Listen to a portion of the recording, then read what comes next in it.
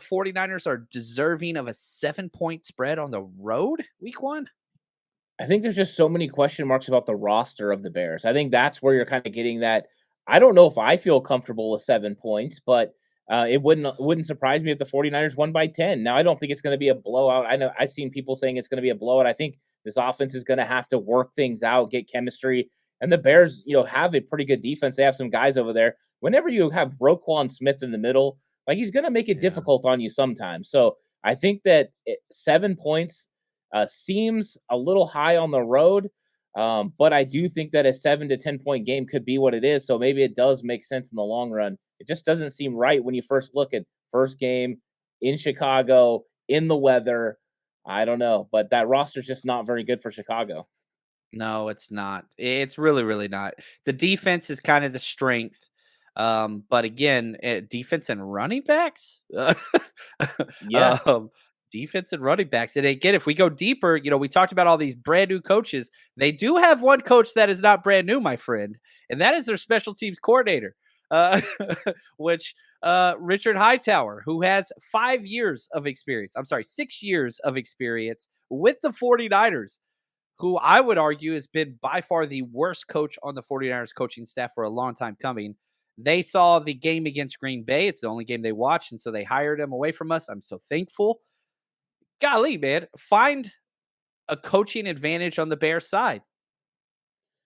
you can't. I mean, that's the thing. You got so much youth, amongst our coaching staff.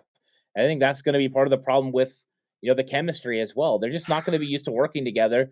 And I'm wondering, because it's a defensive head coach, how much of an aggressive style they're going to have. Richie Hightower sure as heck doesn't have an aggressive style from special teams.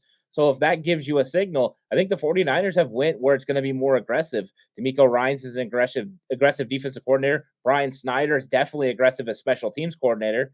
And I think Kyle's going to want to take chances as well. So I think you're going to see kind of a tale of two different, teams. One that reminds me more of the 49ers in 2017, minus the fact they have an actual franchise quarterback, and the 49ers didn't. They had Brian Hoyer. But I think that's kind of where they're at. You're seeing the influx of their players, their talent. They have to develop.